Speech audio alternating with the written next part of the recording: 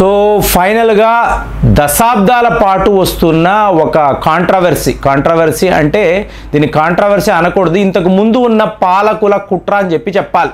ఎందుకు ఇలా చెప్తున్నాను అంటే భారత్ను పాకిస్తాన్తో మనము కంపేర్ చెయ్యకూడదండి, ఎప్పుడూ కూడా చెయ్యకూడదు. ఏదేదో ఒక క్రికెట్ మ్యాచ్ అని మనం అనుకోకూడదు. మీకు పాకిస్తాన్ యొక్క డిఫెన్స్ బడ్జెట్ అన్నారనుకోండి, ఒక 7.5 బిలియన్ అమెరికన్ డాలర్స్ అవ్వచ్చు. కానీ అదే భారత్ యొక్క డిఫెన్స్ బడ్జెట్ చూసారనుకోండి 10 రెట్లకు పైగా ఎక్కువ ఉంటుంది ఎవరితో, పాకిస్తాన్తో కంపేర్ చేస్తే. అలాంటిది మనము ప్రపంచంలో 4వ అతి శక్తివంతమైన దేశము అనేది మనం గుర్తుపెట్టుకోవాలి. కానీ ఇన్నేళ్ల పాటు పాకిస్తాన్ వాడు మాట్లాడే ఒకే ఒక విషయం ఏంటి, మీ భారత్ కన్నా మా దగ్గర అణు అస్త్రాలు ఎక్కువ ఉన్నాయి. ఎలా ఉంటుందండి? నువ్వు ఒక చిన్న దేశము, మా నుంచి విడిపోయావు, అలాంటిది మా దేశానికన్నా నీ దగ్గర ఎక్కువ అణు అస్త్రాలు ఎలా ఉంటాయి? ఆ రోజుల్లో వాళ్ళ పాలకులు ఏం మాట్లాడారు, మేము అడుక్కు తింటామండి, ఆకలి చావులు మా దేశంలో ఉంటాయి, అంటే మేము తీవ్ర స్థాయిలో కష్టాలు పడతాం, గడ్డి తింటాం, ఇక ఏమేమి చెయ్యాలో చెయ్యగలం. కానీ భారత్ దగ్గర అణు అస్త్రం ఉన్నప్పుడు మా దగ్గర న్యూక్లియర్ వెపన్ ఉండే తీరాలి, ఏం జరిగినా ఈ పని మేము చేస్తాము అని అన్నారు. ఓకే, అలాగే ఎక్కడ నుంచో న్యూక్లియర్ టెక్నాలజీ తెచ్చుకున్నారు, ఒక అణు అస్త్రాన్ని తయారు చేశారు. కానీ మెల్లమెల్లగా మీరు చూశారనుకోండి, వాళ్ళు పతనమైపోతూ ఉన్నా కూడా మనకు మించిన అణు అస్త్రాలు అనేవి తయారు చేయడం మొదలుపెట్టారు.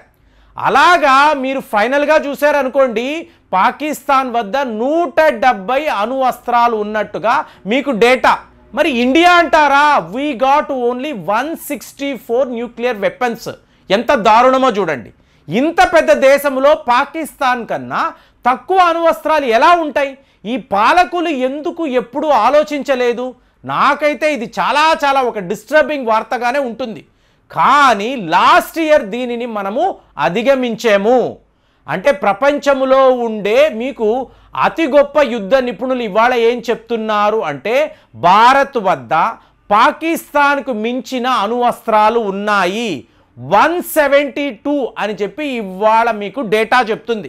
అంటే 164 అనేది మన దగ్గర ఉండిందండి.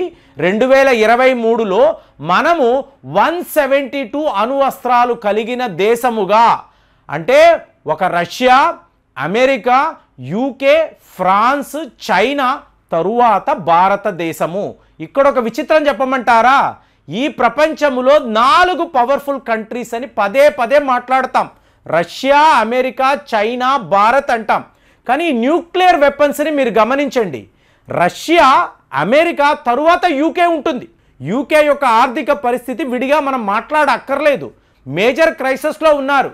కానీ మీరు అణు అస్త్రాలు అన్నారు అనుకోండి, యూకే వద్ద ఏకంగా 220 అణు అస్త్రాలు ఉంటాయండి. వీళ్లకు మించి ఫ్రాన్స్ 290 న్యూక్లియర్ వెపన్స్.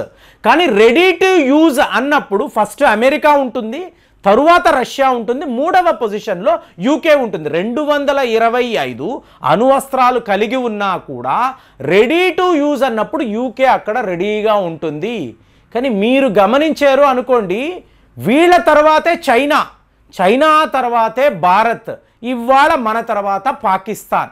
ఈ విచిత్రం ఏంటి? ఇది ఎలా జరుగుతుంది అంటే, ఇప్పుడు మన టార్గెట్ ఏంటండి, చైనాకు దీటుగా మనము అణు అస్త్రాలు తయారు చేయాలి. ఎందుకంటే పాకిస్తాన్ని ఓడించేసాం.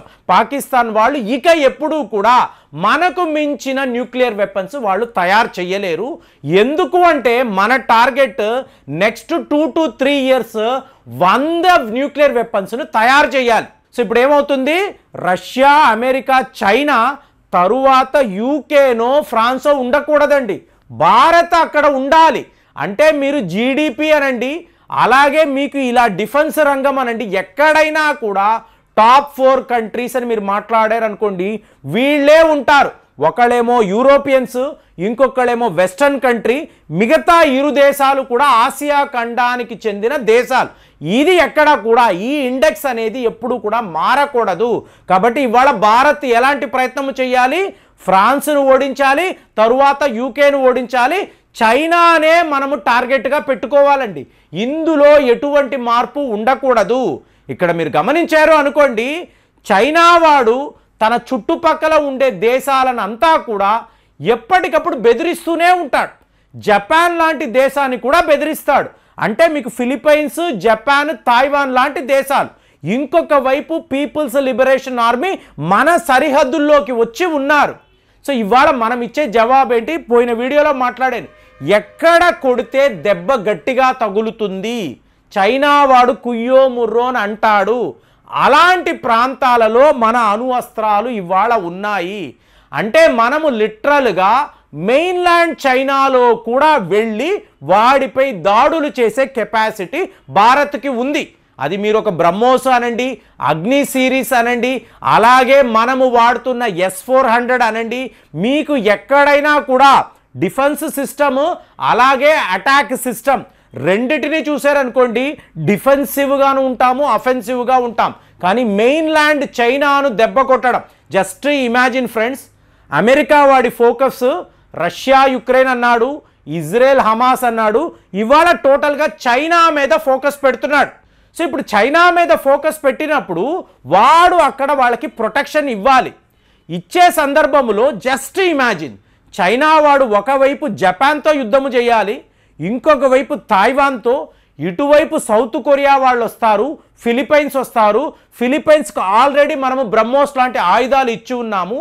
ఇటువైపు నుంచి అంటే ఏంటి, టిబెట్ వైపు నుంచి ఒకవేళ భారత్ చైనా మీద దాడులు చేసిందనుకోండి, వాడికి 1% కూడా తనని కాపాడుకునే అవకాశం ఉండదండి.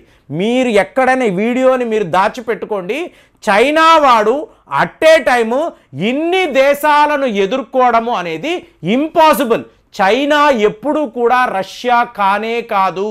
మరి మనము ఎందుకండి ఇన్ని అస్త్రాలు అంటే, మనము 2 ఫ్రంట్ వార్ చేయాలండి. చైనాతో యుద్ధం అంటే పాకిస్తాన్ వాడు కూడా వస్తాడు. కాబట్టి మన దగ్గర పాకిస్తాన్ కన్నా ఎక్కువ అణు అస్త్రాలు ఉండాలి. అప్పుడే మనము చైనా వాడిని ఎదిరించగలము, పాకిస్తాన్ మీద యుద్ధము చేయగలం. కాబట్టి మనము ఈ అణు అస్త్రాల విషయంలో చాలా చాలా క్రిటికల్గా ఉండాలి. చైనానే మన కాంపిటీటర్గా పెట్టుకోవాలి. వాడేం మాట్లాడుతున్నాడు, మేము 500 న్యూక్లియర్ వెపన్స్ను తయారు చేయబోతున్నాము, ఎందుకంటే మాకు అమెరికా వైపు నుంచి ప్రమాదము ఉంది, ఇన్ని దేశాలను ఎదిరించాలి. ఇవాళ మనం చూస్తున్నాము, రష్యా వాళ్ళు డైరెక్ట్గా 50 దేశాలను ఎదిరించే కెపాసిటీ వాళ్ళకు ఉంది. చైనా వాడికి లేదండి. కానీ ఇక్కడ అమెరికా విషయంలో కూడా మనము జాగ్రత్తగా ఉండాలి. ఎందుకు చెప్తున్నానంటే, మీకు టాప్ 4 కంట్రీస్ అని అన్నాము, రష్యా పని అయిపోయింది. రష్యా వాళ్ళు ఇక యుద్ధం నుంచి వాళ్ళు బయటపడి మళ్ళీ ఎకనామిక్గా ఎదగాలి. వాళ్ళు ఇంత మేజర్ క్రైసిస్ నుంచి బయటపడాలంటే ప్రతిరోజు మీకు యుద్ధముకు సంబంధించి ఎంత ఖర్చు ఉంటుందో ఒక్కసారి మీరు పుతిన్ అడిగితే చెప్తారు. తరువాత మీరు చూసారనుకోండి, అమెరికా యొక్క మెయిన్ కాంపిటీటర్స్ చైనా, భారత్. ఒకవేళ చైనాకు భారత్ మధ్య యుద్ధము వచ్చింది అనుకోండి, ప్రతి ఒక్క రోజు మీరు 20 బిలియన్ ఇండియన్ రూపీస్ని ఖర్చు పెట్టాలి. ప్రతిరోజు 20 బిలియన్ INR. అలాంటప్పుడు మన నష్టము ఎంత? చైనా వాడు కూడా మనతో యుద్ధము చేయాలి కదా, మరి వాడికి ఎంత నష్టము జరుగుతుంది? ఇదంతా కూడా అమెరికా వాడికి అడ్వాంటేజ్గా మారుతుంది. ఒకే టైంలో తన మెయిన్ కాంపిటీటర్స్ని అమెరికా వాడు ఎలిమినేట్ చేయగలడు. కాబట్టే ఇవాళ టిబెట్ అని మాట్లాడుతున్నాడు, తైవాన్ అని మాట్లాడుతున్నాడు, చైనాను రెచ్చగొడుతున్నాడు, భారత్ మా స్ట్రాటజిక్ పార్ట్నర్ అని మాట్లాడుతున్నాడు. దీనిని కూడా మన థింక్ ట్యాంక్ ఆలోచించాలి. కాకపోతే అమెరికాను మనము నమ్మేమో అనుకోండి, ఎప్పుడూ కూడా అమెరికాతో శత్రుత్వము ప్రమాదమే, స్నేహము కూడా ప్రమాదమే. ఇది ప్రపంచములో ఎన్నో దేశాలు తెలుసుకున్న విషయము. కాబట్టి భారత్ ఈ విషయంలో ఎంత జాగ్రత్తగా ఉండాలి. పాకిస్తాన్ అయితే ఓడించేశాం, నెక్స్ట్ టార్గెట్ మనకి చైనానే. యూకే, ఫ్రాన్స్ని ఎలాగో మనము ఓడిస్తాము టార్గెట్లో ఉంది. కానీ అమెరికా వాడి ఈ స్ట్రాటజీని మీరు ఎలా చూస్తున్నారు? అట్ ఏ టైం చైనాకు భారత్కి మధ్య ఒక యుద్ధము పెట్టాడు అనుకోండి, మనము నష్టపోతామా? లేదండి, చైనాను ఓడించి మనం ఈ ప్రపంచంలో ద 3rd పవర్ఫుల్ కంట్రీగా ఎదుగుతామని చెప్పి మీరు భావిస్తున్నారా? కామెంట్స్లో రాయండి. మళ్ళీ వచ్చే వీడియోలో కలుద్దాం. జై హింద్.